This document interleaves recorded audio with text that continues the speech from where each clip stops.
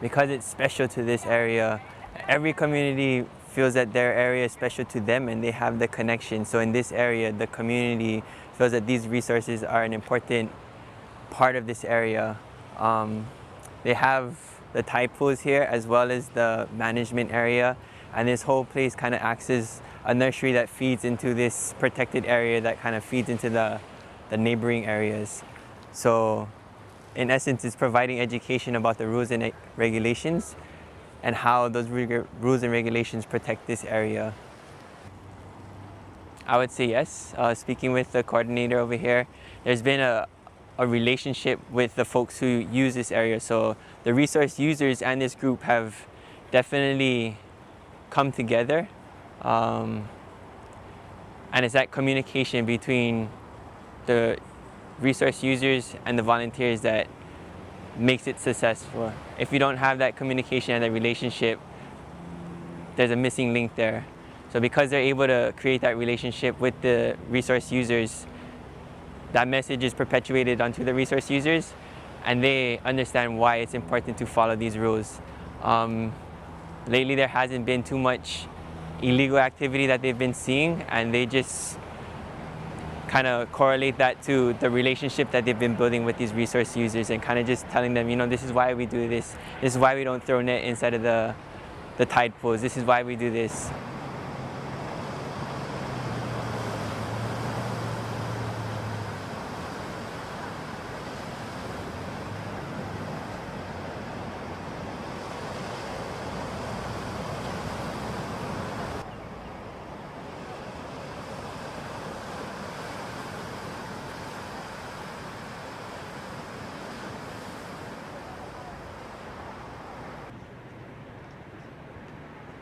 Collaborated with the lifeguards and that, and the lifeguards gave us a bullhorn. Yeah, we fully have the bullhorns. So those guys are just cruising, and those guys are just exploring, and it's all good.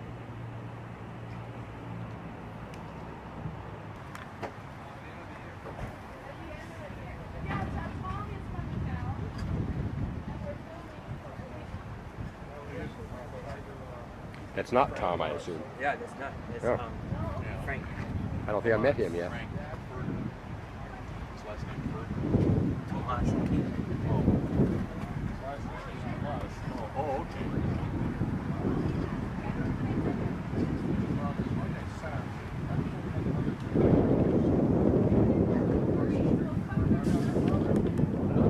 You have a Kuleana to keep it secret, right? Then they know.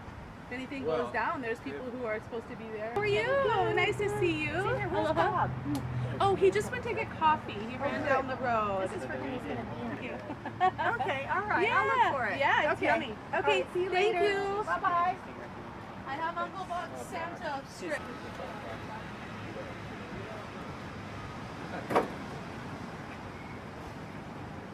Randy Aloha has this.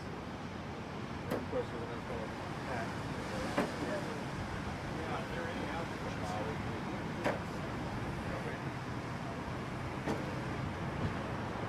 I do this because I feel that it, first of all, is important. And I also feel that it sets a good example for future generations in caring for our environment. And I do it because it makes me happy. I'm passionate about it. Makai Watch is, in our eyes, a really successful program. It has enabled our community to feel like they are part of the solution. DLNR has a mission and a goal to provide fish and other aquatic species with a protected area in which to grow and reproduce. We happen to have one of those areas here.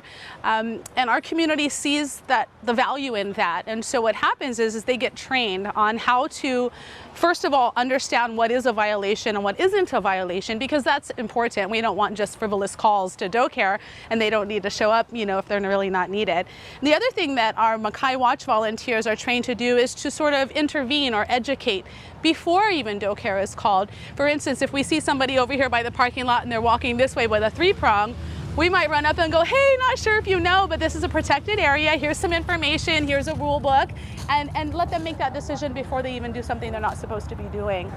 Very important, because they're our eyes and ears, just as well as the city and county police out here and the city and county lifeguards. We can't cover the whole area, and the police department and the lifeguards have a better coverage as far as the shoreline and the public in general along the North Shore.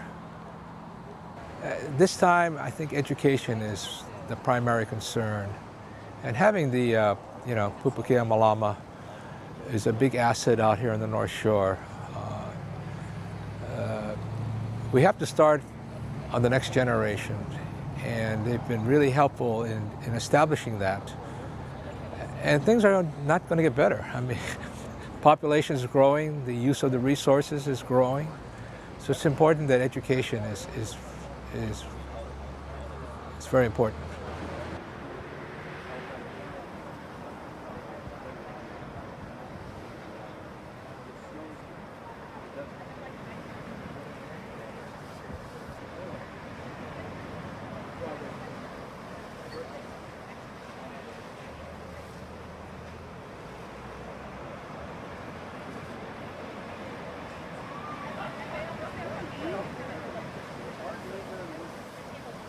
What's that seaside thing?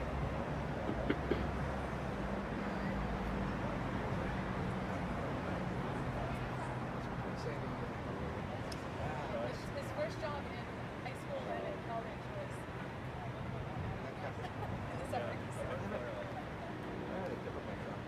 Well, 100 years from now. The yellow shirt. Like Quinlan. Bill Quinlan. Right.